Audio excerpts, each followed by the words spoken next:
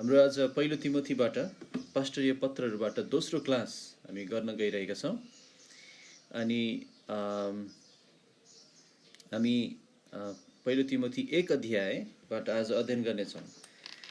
कहाँसम्म हामी गर्न सक्छौँ थाहा छैन, तर हाम्रो यो अध्ययनहरू चाहिँ प्रभुको अनुग्रहमा निकै राम्रो पनि हुनेछ। पहिलो तिमोथीको पुस्तकहरू, दोस्रो तिमोथी, तीतसबाट सिक्नलाई अनि तपाईहरूले चाहिँ तयारीको रूपमा चाहिँ जहिले पनि सक्नुहुन्छ भने पहिलो तिमोथीलाई एकचोटि सर पढ्ने गर्नुहोस्। अनि विशेष गरी जुन अध्यायमा अध्ययन गर्दैछौँ वा गर्नेवाला छौँ त्यो पनि अध्ययन गरेर तयार हुने गर्नुहोला। हामी पहिलो तिमोथी 1 अध्यायको हामी 1 र 2 पदबाट सुरु गर्नेछौँ। यो चाहिँ पावलले तिमोथीलाई गरेको अभिवादन वा सलाम छ अनि त्यो पढ्नेछौँ। पहिलो तिमोथी 1 र 2 आफ्नो बाइबलमा हेर्नु होला। यहाँ यस्तो लेखिएको छ, हाम्रा मुक्तिदाता परमेश्वर र हाम्रा आशा प्रभु येशू ख्रिस्टको आज्ञाद्वारा येशू ख्रिस्टका प्रेरित पावलको तर्फबाट विश्वासमा मेरो आफ्नै छोरो तिमोथीलाई परमेश्वर हाम्रा पिता र हाम्रा प्रभु येशू ख्रिस्टबाट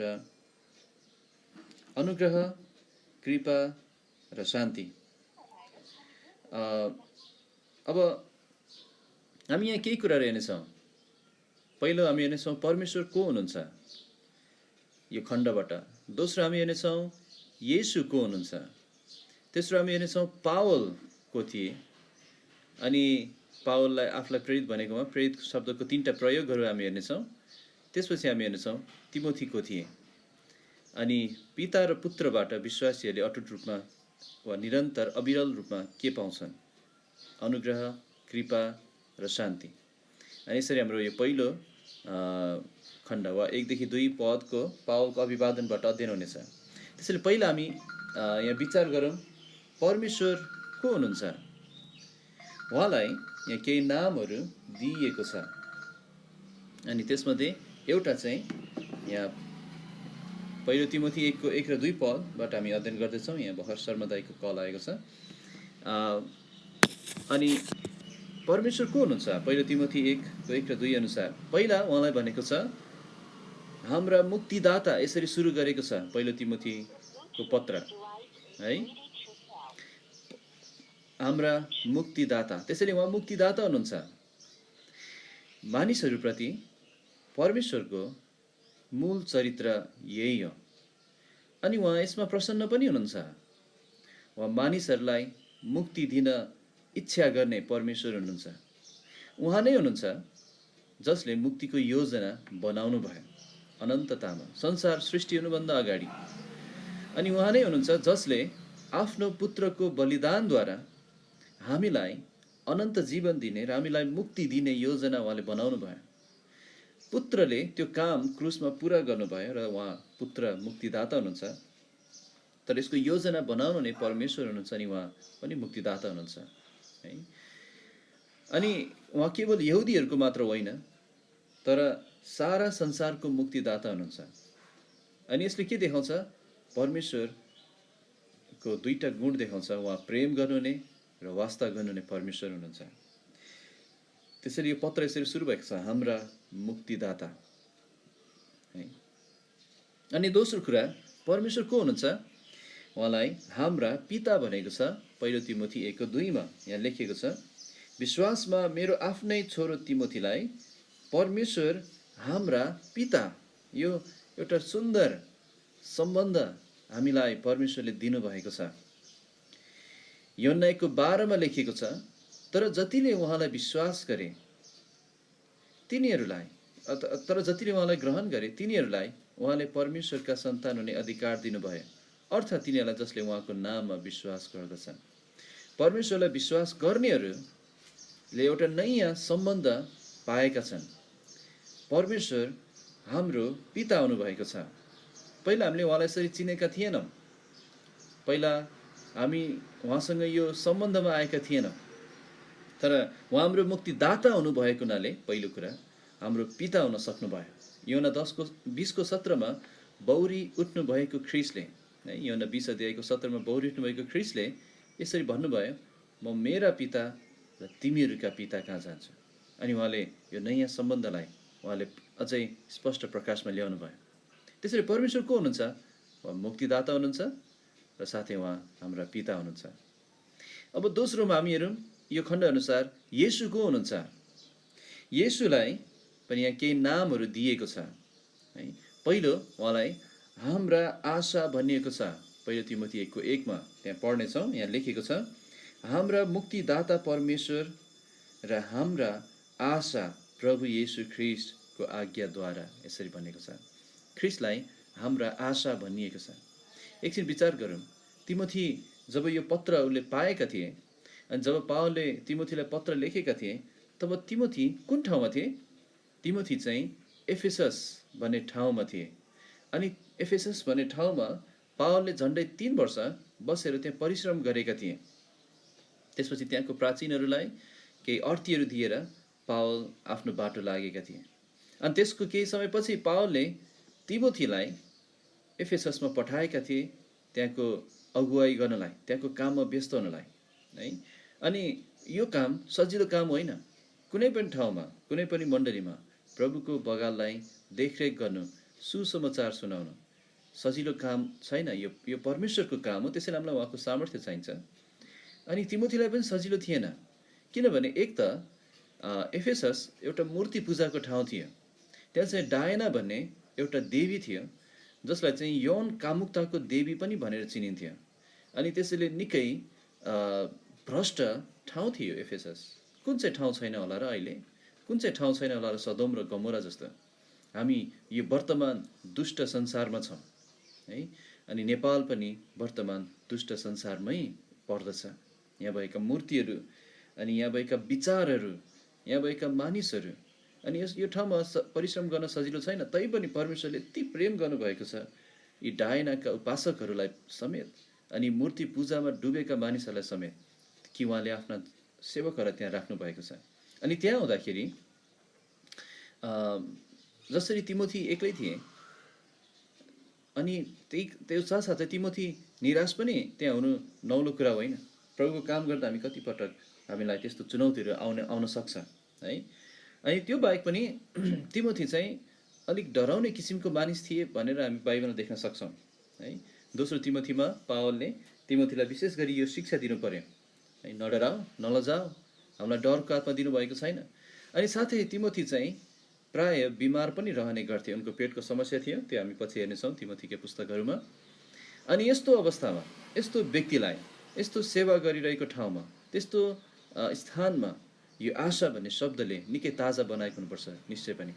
किनभने ख्रिस्टको आगमनको आशाले उहाँको सेवा गर्नेहरूलाई वास्तवमै एउटा नयाँ जोस र उत्साह दिन्छ, है। हाम्रो आशा निश्चित छ प्रियहरू। अनि आशा भन्ने शब्दले जहिले पनि बाइबलमा निश्चयताको भावना राखेको हुन्छ। तर यसलाई आशा भन्नुको कारण यो मात्रै हो, कहिले त्यो चाहिँ हामीलाई थाहा छैन। त्यो निश्चित हुन्छ हामीलाई थाहा छ, ख्रिस्टको आगमन निश्चित छ, तर कहिले हामीलाई थाहा छैन, समयको निश्चयता हामीलाई दिएको छैन। त्यसैले हामी भन्न सक्छौँ, जिउ आउनुहोस् प्रभु, सायद आजै उहाँ आउन सक्नुहुन्छ, सायद आजै हामी उहाँलाई देख्नेछौँ। त्यसैले साथै यो बाहेक पनि यहाँ अर्को सत्यता पनि हामी के देख्छौँ भने, सारा संसारका मुक्तिको आशा केवल एकैजना हुनुहुन्छ, येशू ख्रिस्ट।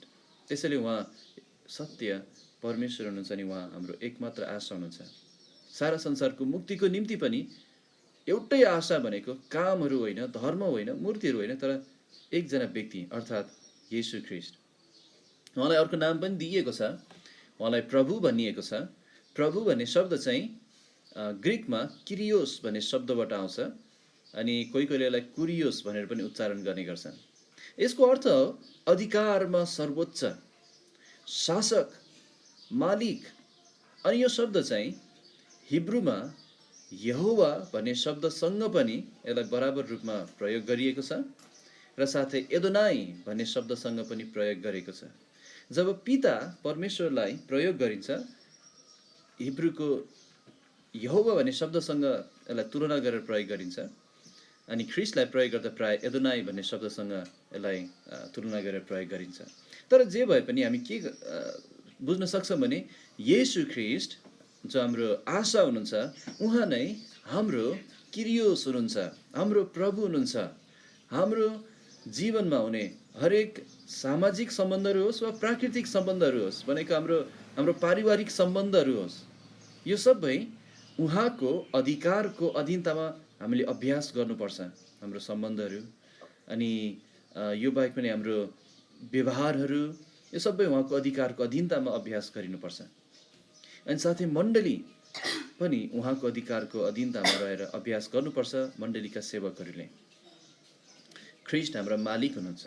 किरियोस शब्दको अर्थ हो मालिक, उहाँ हाम्रो मालिक हुनुहुन्छ। लुका 6:46 उहाँले भन्नुभयो, तिमीहरू मलाई हे प्रभु भन्छौ, तर मेरा आज्ञाहरू चाहिँ पालन गर्दैनौ। भनेको यदि साँच्चै तिम्रो मुखले मलाई प्रभु भन्छौ, मलाई मालिक भन्छौ भने तिम्रो व्यवहारले पनि मेरो आज्ञाहरू पालन गरोस् र म तिम्रो मालिक हुँ भन्ने कुरा तिम्रो व्यवहारले प्रकट गरोस्। साथै किरियोस भन्ने शब्द, प्रभु भन्ने शब्दबाट हामी के सिक्छौँ भने येशू ख्रीष्ट परमेश्वर हुनुहुन्छ, अनन्त पुत्र हुनुहुन्छ।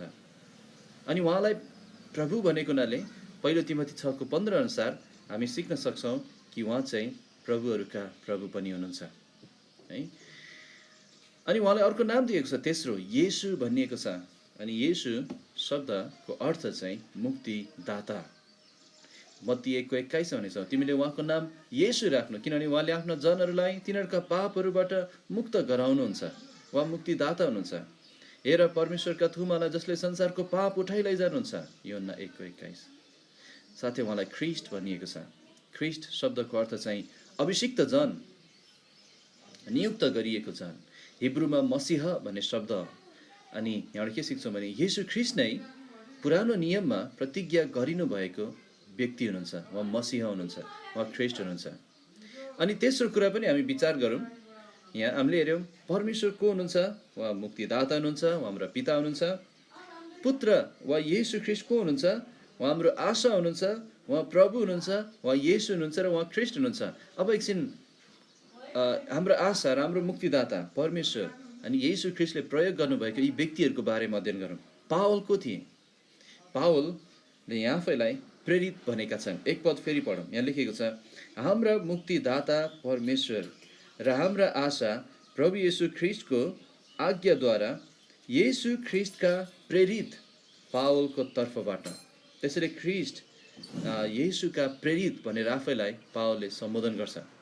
प्रेरित शब्दको अर्थ चाहिँ पठाइएको भन्ने अर्थ लाग्छ है। अनि बाइबलमा त्यसरी प्रयोग गरेको छ। यूहन्ना 13:16 यस्तो भनिएको छ, म पढिदिन्छु। साँचो साँचो म तिमीहरूलाई भन्दछु, यूहन्ना 13:16, साँचो साँचो म तिमीहरूलाई भन्दछु, दास आफ्नो मालिक भन्दा ठुलो हुँदैन, न त पठाइएको व्यक्ति वा प्रेरित आफूलाई पठाउने भन्दा ठुलो हुन्छ। अपोस्टोलोस, ग्रिकमा अपोस्टोलोस भनिन्छ। अनि यसको अर्थ हो पठाइएको। पावलको थिए, पावल प्रेरित थिए। बाइबलमा प्रेरित शब्दलाई 3 प्रकारले प्रयोग गरिएको छ है। अनि यहाँ एकछिनबाट विचार गरिहालौँ। पावल चाहिँ प्रभु येशू ख्रीष्टबाट विशेष अधिकार प्राप्त व्यक्ति थिए। यहाँ भनेछ प्रभु येशू ख्रीष्टको आज्ञाद्वारा। साथै पावल पवित्र शास्त्रहरूको लेखक पनि थिए। दोस्रो पत्रुसमा पत्रुसले त्यही भन्छ, पावल हाम्रो प्रिय भाइ पावलले लेखेका शास्त्रहरू, पवित्र शास्त्रहरू। प्रेरित शब्दलाई बाइबलमा 3 तरिकाले प्रयोग गरिएको छ। एउटा चाहिँ प्रभु येशू ख्रीष्टलाई जनाउन पनि यो प्रेरित शब्दको प्रयोग गरिएको छ। उहाँलाई कहाँ प्रेरित भनिएको छ? धेरै पटक।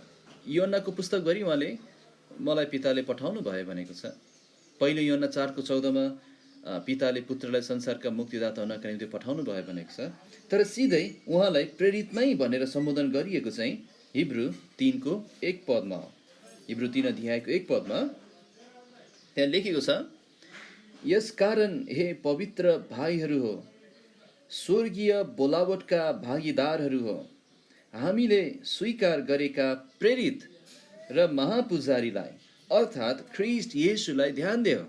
ख्रीष्ट येशूलाई हिब्रू 3:1 दुईटा ओहदा दिएको छ। उहाँ प्रेरित हुनुहुन्छ र उहाँ महापुजारी हुनुहुन्छ।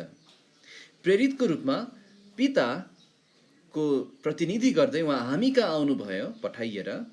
महापुजारीको रूपमा अब हामीलाई प्रतिनिधित्व गर्दै उहाँ पिता कहाँ जानुहुन्छ हाम्रो निम्ति अन्तर्विन्ती गर्न, हाम्रो प्रतिनिधि भएर, हाम्रो मुक्तिदाता भएर। त्यसरी येशू ख्रीष्ट प्रेरित हुनुहुन्छ पिताद्वारा पठाइएको, र उहाँ महापुजारी हुनुहुन्छ हाम्रो प्रतिनिधि गर्नलाई। साथै प्रेरित शब्द चाहिँ 12 प्रेरितहरू र पावलको निम्ति पनि प्रयोग गरिएको छ। ख्रीष्टले यो संसारमा हुनुहुँदा 12 जना चेलालाई चुन्नुभयो, जसलाई उहाँले व्यक्तिगत रूपमा झन्डै 3.5 वर्षसम्म तालिम दिनुभयो, आफै सँगै हिँडाउनु भयो।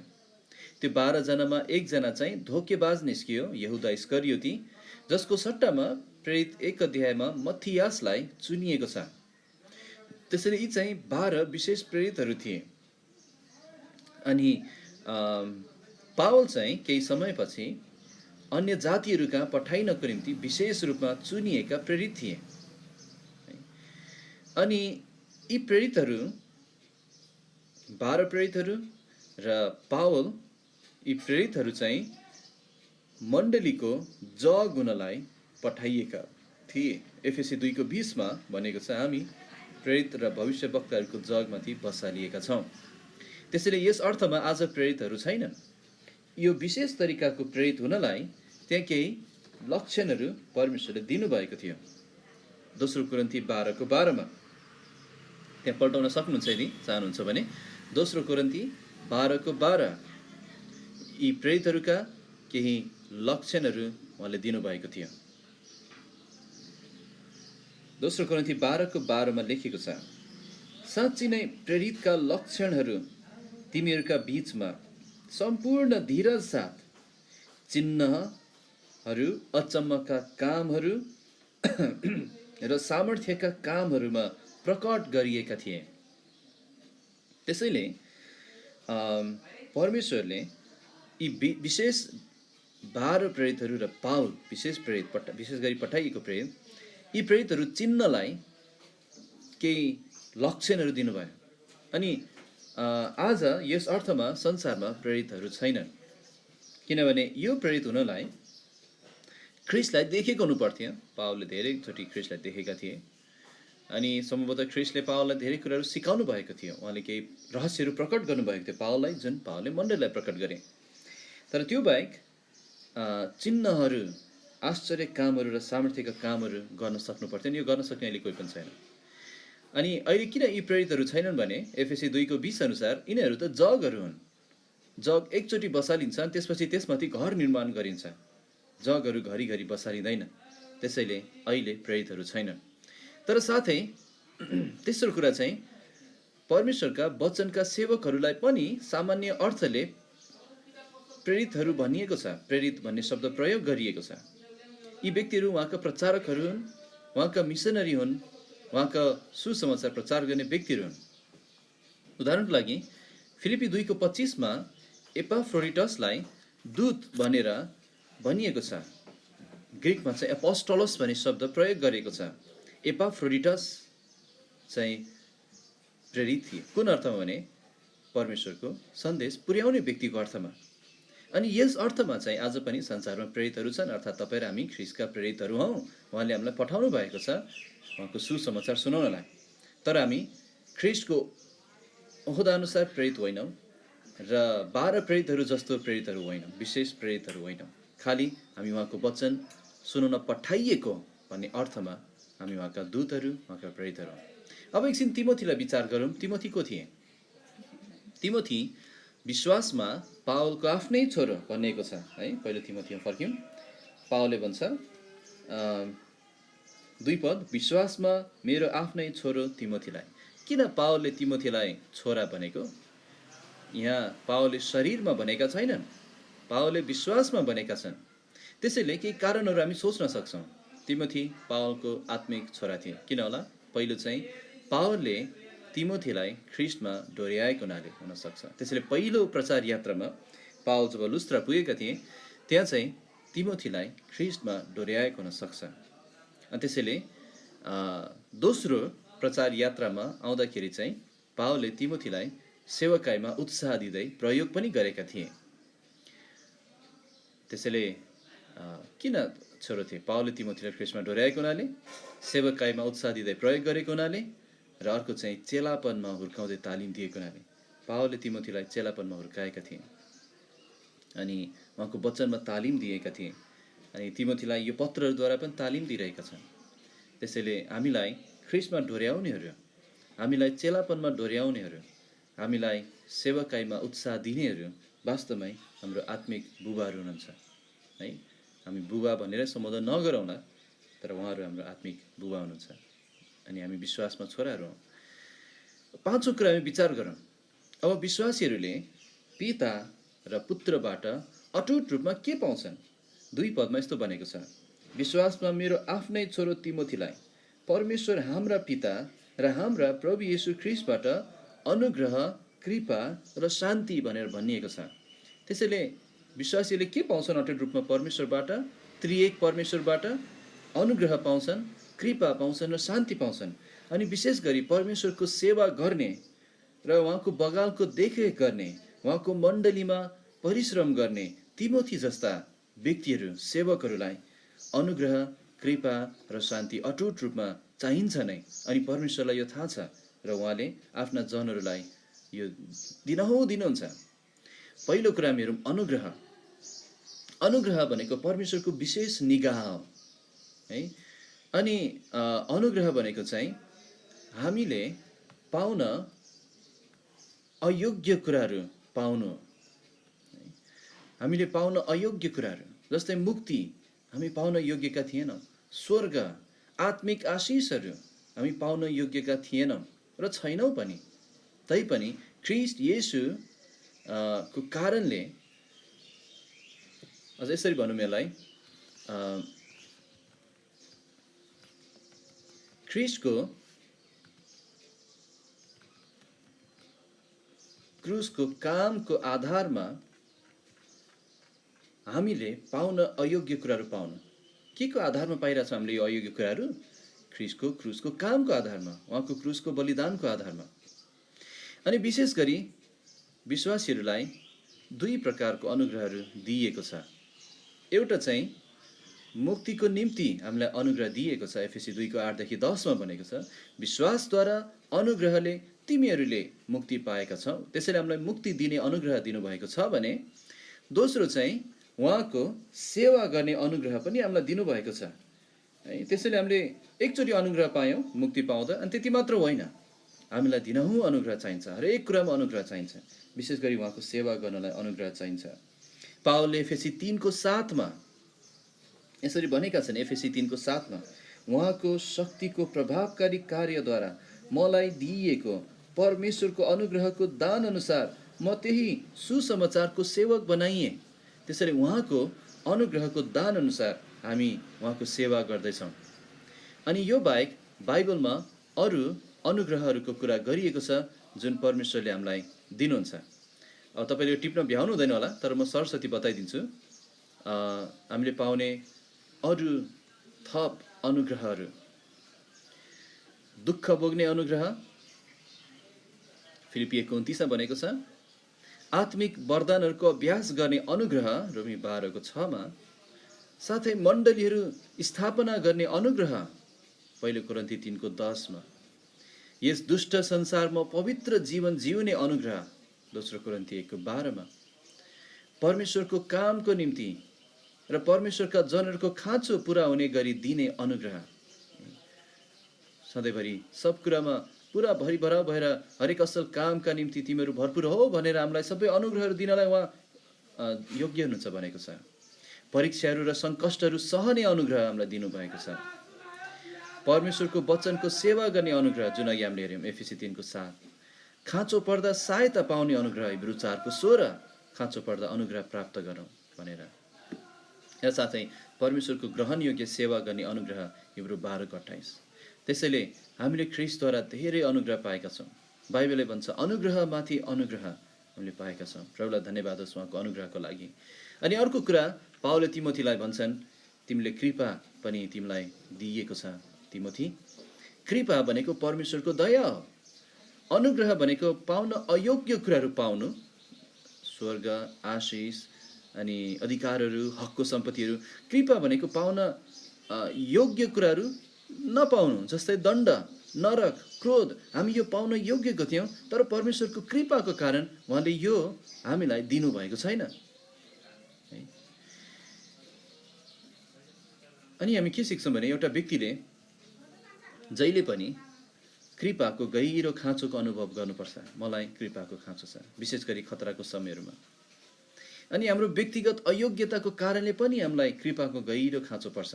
हामी धेरै कुरा अयोग्य छौँ प्रभुबाट पाउनलाई, अनि मलाई उहाँको कृपाको गहिरो खाँचो छ ती कुराहरूको निम्ति। जस्तै हामी केही चाबी कुराहरू खण्डहरू छन्। भजन सङ्ग्रह 103 को 3देखि 5बाट हामी के थाहा गर्छौँ भने परमेश्वरले हामीलाई सबै अधर्महरू क्षमा गर्नुभएको छ। भजन सङ्ग्रह 103बाट र हाम्रो प्राणलाई विनाशबाट छुटाउनु भएको छ। अनि के गर्नुभयो? उहाँले हामीलाई करुणा र कोमल कृपाको मुकुट पहिराइदिनु भएको छ। अनि हामीलाई यो कृपाहरू दिनहुँ नयाँ गरिदिनुहुन्छ उहाँले हामीलाई। परमेश्वरको कृपाहरूको बारेमा इजरायलीहरूले जस्तो अरू कसले सिकेको थियो होला र? इजरायलीहरूको बारेमा विचार गर्नुहोस् है। उहाँ इजरायलीहरूप्रति कति कृपालु र दयालु हुनुभयो भने हामी पुरानो नियमको पान्नाभरि देख्न सक्छौँ। यहुदीहरूले उहाँको कृपालाई बुझेनन्, उहाँको दयालु स्वभावको वास्ता पनि गरेनन्, तर के गरे? विद्रोह गरे, विद्रोही बने। भजन सङ्ग्रह 106 अध्याय, यो दुःखद अध्याय। तैपनि उहाँले आफ्नो असङ्ख्य कृपाहरू अनुसार दयाले र कृपाले भरिनु भयो। अनि त्यहाँ भनेको छ विलाप 3 को 22मा, परमप्रभुका करुणा वा कृपाहरूको कारणले हामी नष्ट भएनौँ। हुनु पर्थ्यो, हामी नष्ट हुन योग्य थियौँ तर भएनौँ, किनभने उहाँका कोमल कृपाहरूको अन्त हुँदैन। नहम्या 9 को 21मा यस्तो लेखिएको छ, सुन्न सक्नुहुन्छ। तैपनि आफ्ना अपार कोमल कृपाहरूको कारणले तपाईँले उनीहरूलाई भनेको यहुदीहरूलाई बिल्कुलै नाश पार्नु भएन र उनीहरूलाई त्याग्नु भएन, किनभने तपाईँ अनुग्रहकारी र दयालु परमेश्वर हुनुहुन्छ। त्यसरी उहाँको कृपाको कारण उहाँले हामीलाई सम्हालिराख्नु भएको छ। हामी जे पाउन योग्यको थियौँ त्यो दिनुभएको छैन है। कति कृपालु हुनुहुन्छ उहाँ। साथै परमेश्वरका जनले परमेश्वरबाट तेस्रो कुरा हो शान्ति पनि पाउँछन्। शान्ति भनेको चाहिँ दुई प्रकारको हुन्छ। एउटा परमेश्वरसितको शान्ति, अर्को चाहिँ परमेश्वरबाटको शान्ति। परमेश्वरसितको शान्ति चाहिँ हामीले कहिले पायौँ भने हामीले मुक्ति पाएको घडी। परमेश्वरसित हाम्रो शान्ति थिएन, मिलाप थिएन मुक्ति पाउनुभन्दा अगाडि। तर ख्रिस्टको प्रायश्चितकारी काम, क्रुसको कामको कारणले रोमी 5 को 1 ले भन्छ परमेश्वरसँग अब हाम्रो मिलाप भएको छ। अनि यो शान्ति भन्ने शब्दलाई, त्यही शब्दलाई मिलाप भनेर त्यहाँ अनुवाद गरिएको छ। तर त्यो त हाम्रो विगत भयो। यो एकैचोटि सदाको निम्ति परमेश्वरसँग हाम्रो मिलाप भइसक्यो, शान्ति भइसक्यो। तर अब दिनहुँको जीवनमा हामीलाई परमेश्वरबाटको शान्ति चाहिएको छ। किन होला? किनभने ख्रिस्टीय जीवन बिताउँदा हामीलाई धेरै अशान्तिहरू आउन सक्छन्। प्रभुको सेवा गर्दा पनि हामीलाई धेरै पटक अशान्तिहरू हुन सक्छ। धेरै कुराले हामीलाई निराश बनाउन सक्छ।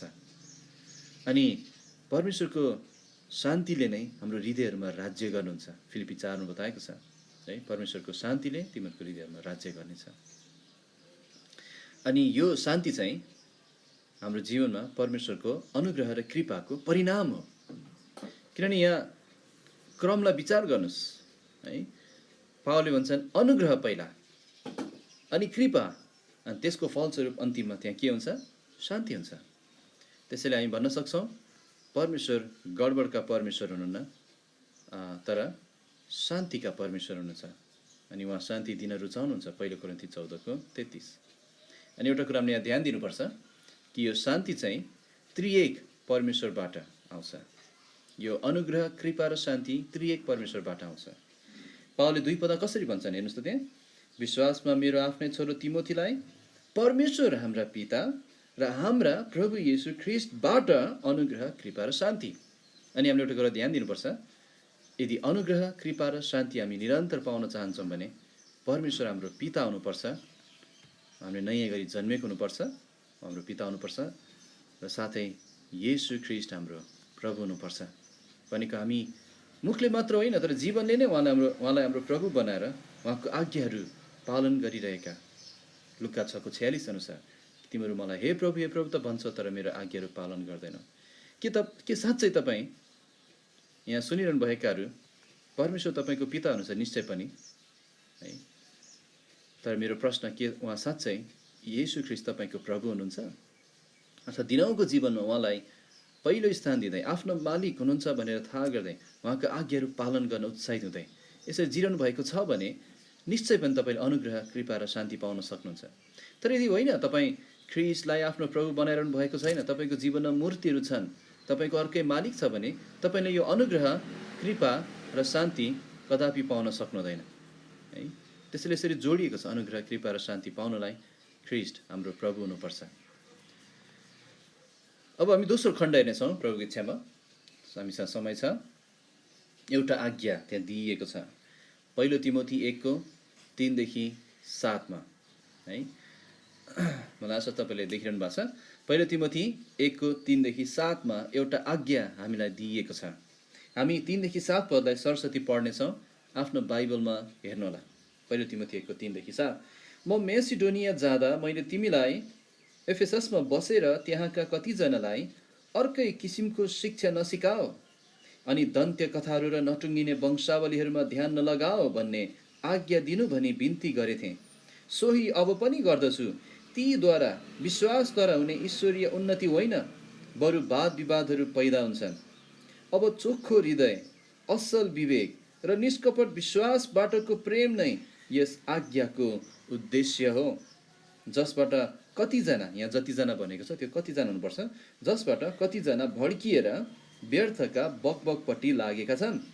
तिनीहरू व्यवस्थाका गुरु हुने इच्छा गर्दछन्, तर जुन कुरा तिनीहरू गर्दछन् र जुन विषयमा ठोकेर भन्दछन् तिनीलाई तिनीहरू बुझ्दैनन् पनि।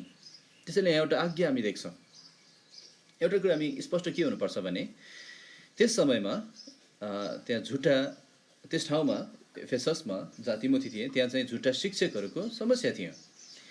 विशेष गरी यहुदीवाद, जुडाइजम भन्छ, अनि यहुदीवादीहरू, जुडाइजर्सहरू है, जो चाहिँ यो झुटा शिक्षा एउटा सिकाइरहेका थिए। यो यहुदीवाद वा जुडाइजर्सहरूको शिक्षा के थियो? उनीहरूको सुसमाचार चाहिँ कामहरूको सुसमाचार थियो। उनीहरूले के सिकाउँथे भने मोसाको व्यवस्थामा मुक्ति छ भनेर सिकाउँथे है। तपाईँले आफ्नो समयमा प्रेरित 15 अध्यायमा एउटा यरुसलेममा भएको एउटा महाबैठक त्यहाँ देख्न सक्नुहुन्छ।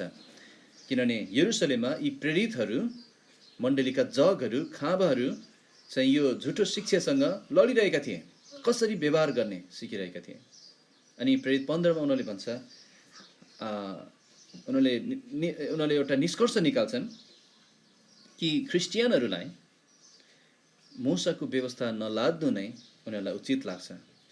खालि रगत नखानु भन्छन् होइन, अनि निमोठेर मारेको वस्तुहरू नखानु, तर उहाँको अनुग्रहमा बढ्दै जानु। अनि प्रेरित 15 अध्याय तपाईँले त्यो राम्रोसँग पढ्नुहुन्छ भने मलाई आशा छ, किनभने त्यहाँ जस्तै म पढिदिन्छु ल। प्रेरित 15 को 1 पद सुन्न सक्नुहुन्छ। त्यहाँ के लेखेको छ भने, अनि कोही मानिसहरूले भनेको यो जुडाइजर्सहरूले यहुदियाबाट झरेर भाइहरूलाई भनेको विश्वासीहरूलाई शिक्षा दिए, अर्कै किसिमको शिक्षा। के शिक्षा दिए? मोसाको रीतिअनुसार तिमीहरूको खतना नहुन्जेल तिमीहरूले मुक्ति पाउन सक्दैनौ भनेर शिक्षा दिए। यसकारण त्यहाँ ठुलो वाद विवाद चल्छ।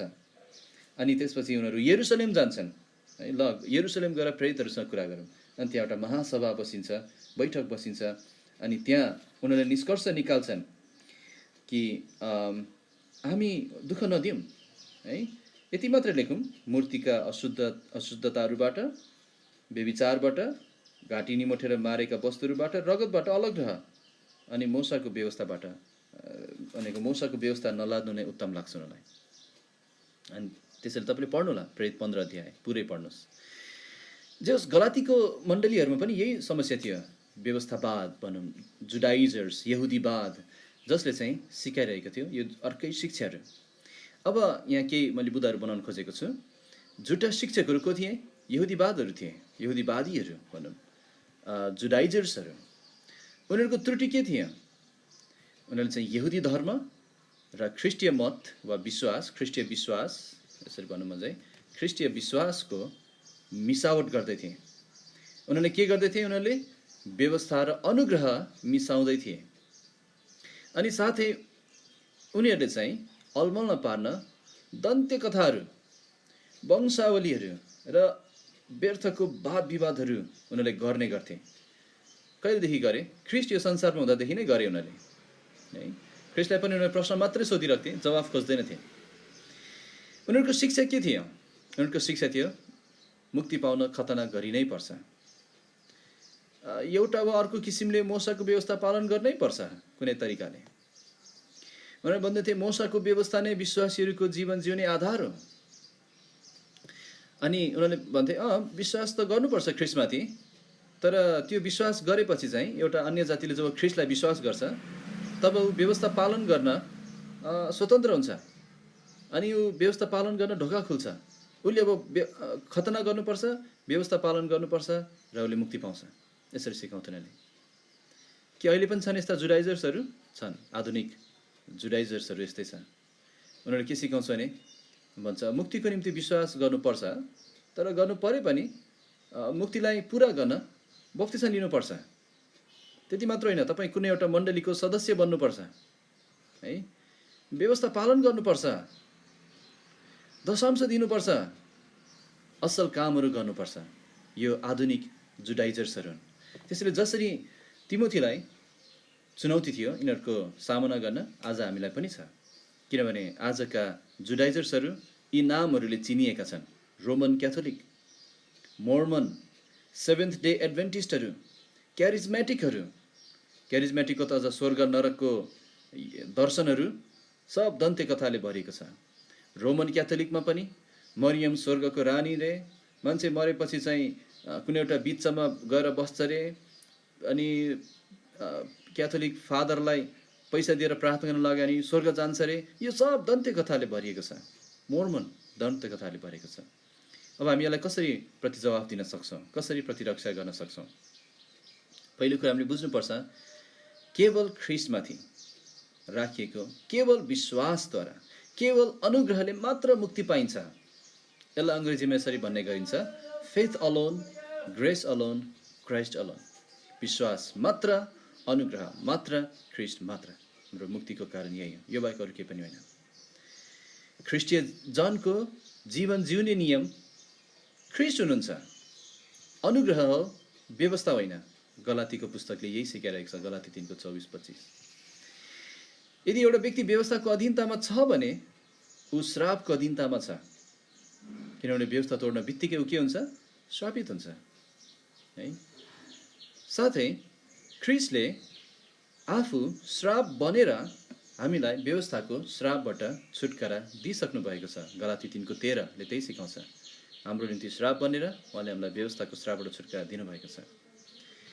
अनि अर्को कुरा चाहिँ दन्त्य कथाहरू होइनन्, तर बाइबल मात्र।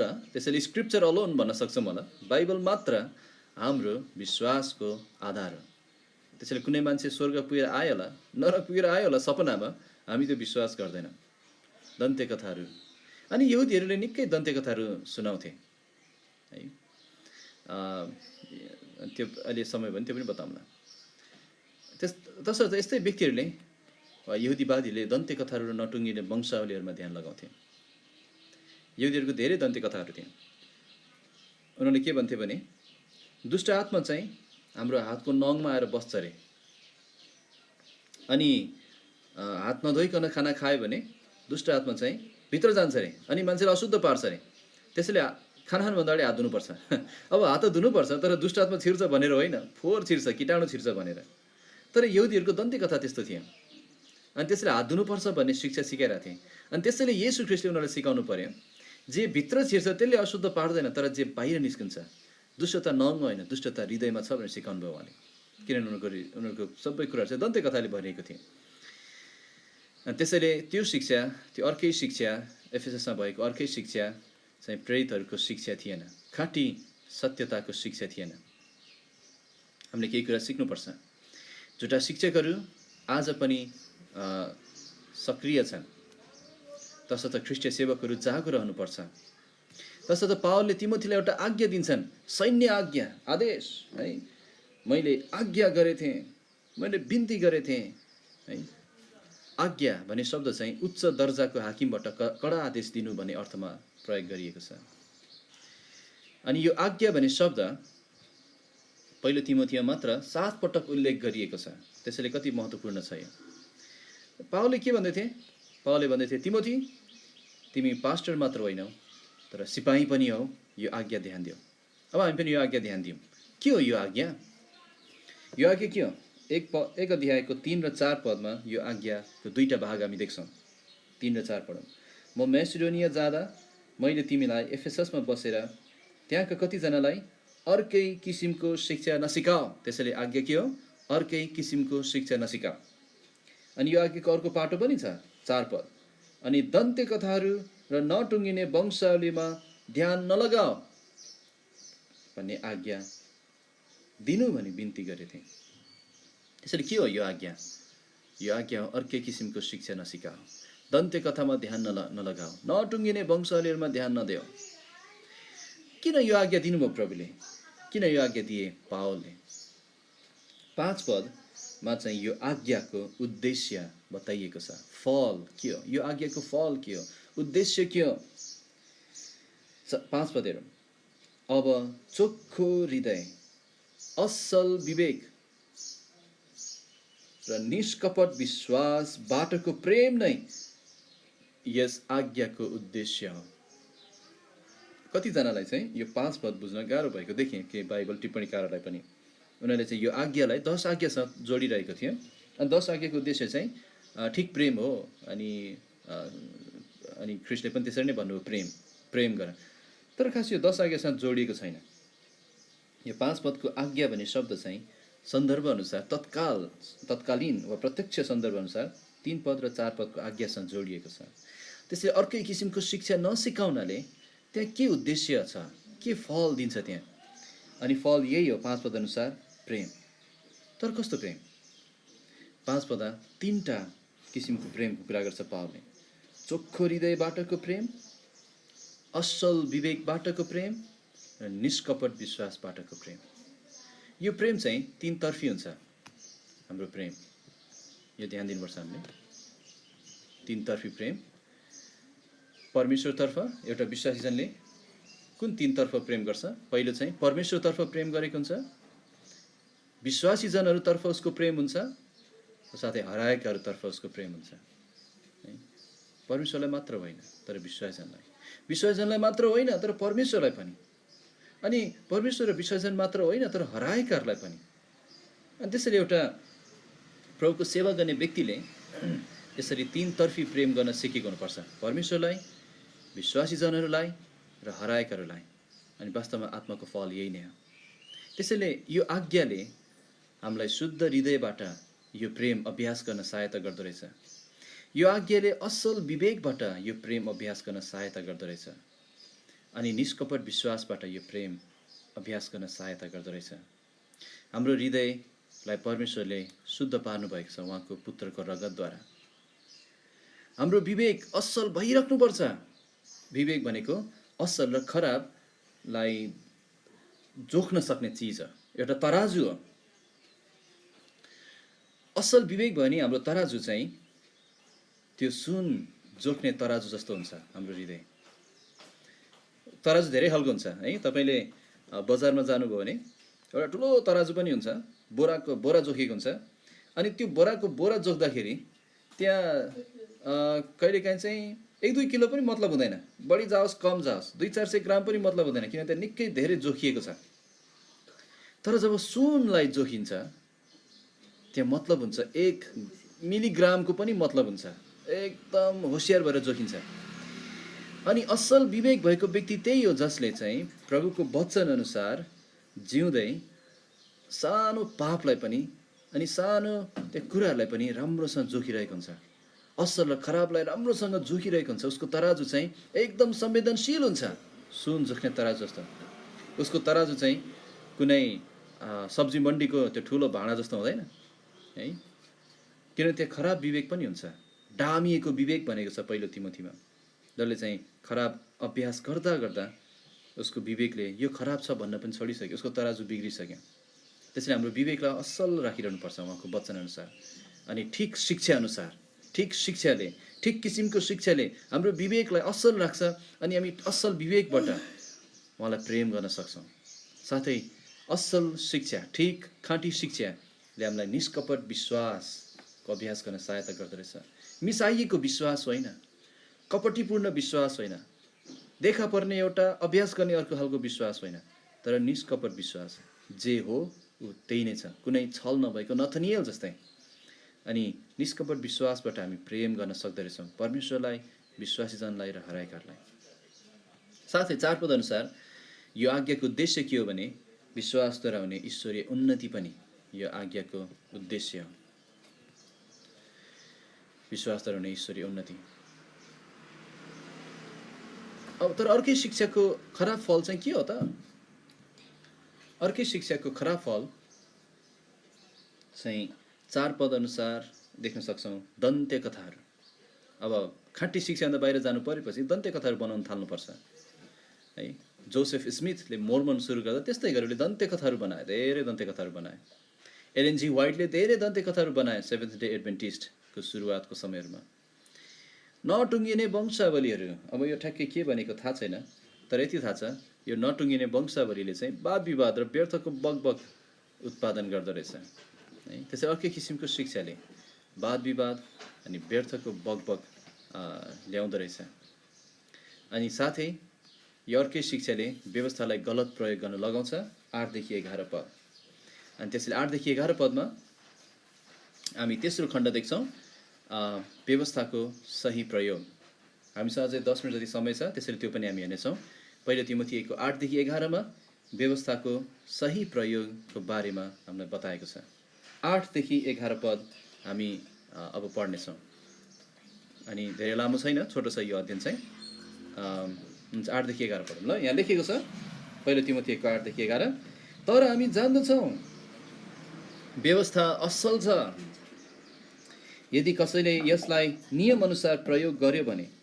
यो कुरा थाहा गर्दै कि व्यवस्था चाहिँ धर्मी मानिसका निम्ति बनाइएको होइन, तर अधर्मी र अटेरीका निम्ति, भक्तिहीन र पापीका निम्ति, अपवित्र र अशुद्धका निम्ति, बाबु मार्नेहरू र आमा मार्नेहरूका निम्ति, मान्छे मार्नेहरूका निम्ति, व्यभिचारीहरूका निम्ति, पुरुषगामीहरूका निम्ति, मनुष्य हरण गर्नेहरूका निम्ति, झुट बोल्नेहरूका निम्ति, झुटा कसम खानेहरूका निम्ति र खाँटी शिक्षाको विरोधमा अरू कुनै कुरा छ भने त्यसका निम्ति बनाइएको परम धन्य परमेश्वरको महिमित सुसमाचार अनुसार जो चाहिँ मेरो जिम्मामा सुम्पिएको छ। अब व्यवस्थाको सही प्रयोगको बारेमा हामीलाई यहाँ बताइएको छ। अनि यहाँ केही कुरा हामी देख्न सक्छौँ। 3टा कुरा हेर्नेछौँ। एउटा चाहिँ हामी के देख्छौँ भने व्यवस्था असल छ भनेको छ 8 पदमा। व्यवस्था असल छ यदि कसैले यसलाई नियमअनुसार प्रयोग गर्यो भने। त्यसैले व्यवस्था असल छ।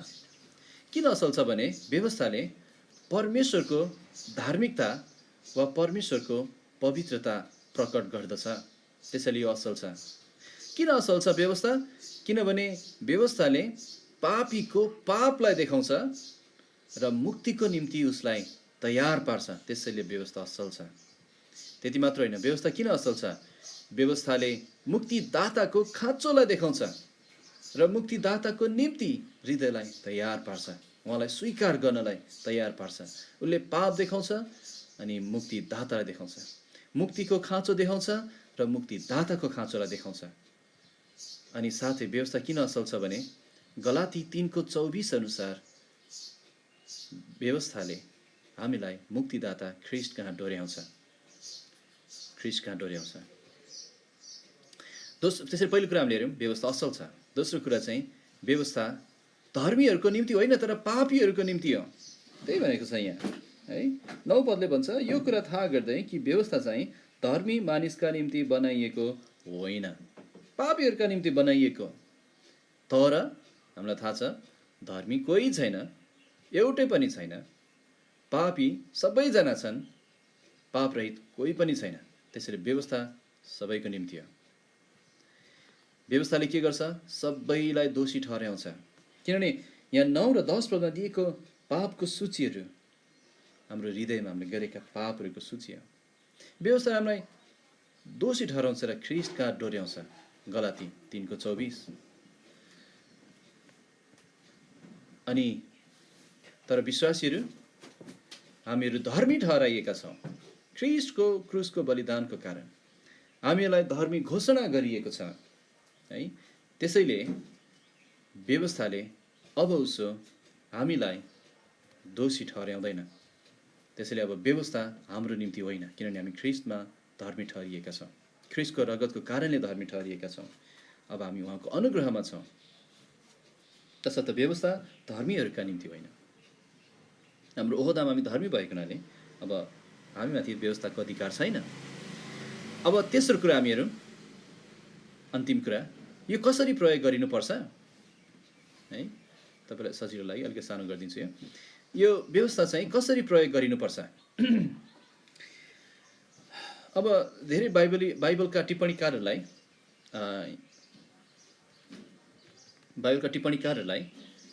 यो समस्या भएको देखिन्छ है। 8 पद एकचोटि हेरौँ त। 8 पद के समस्या भएको देखिन्छ। 8 पद, तर हामी जान्दछौँ व्यवस्था असल छ यदि कसैले यसलाई नियमअनुसार प्रयोग गर्यो भने। के भन्न खोजेको हो यो?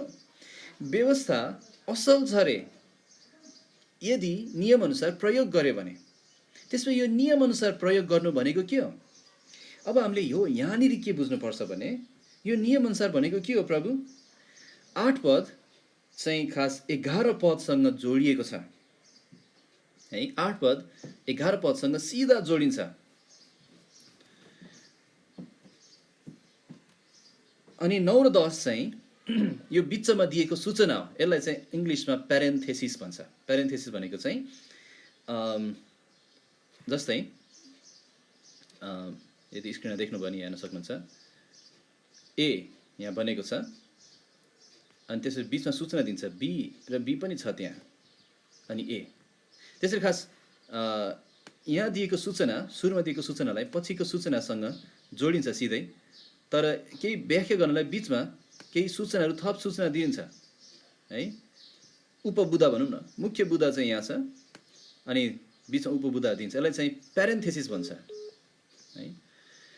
त्यसैले 8 र 11 पद सिधा जोडिन्छ, 9 र 10 पद प्यारेन्थेसिस हो।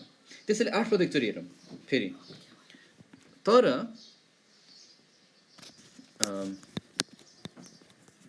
यहाँ सिमोन भाइ डिस्कनेक्ट हुनुभयो जस्तो छ।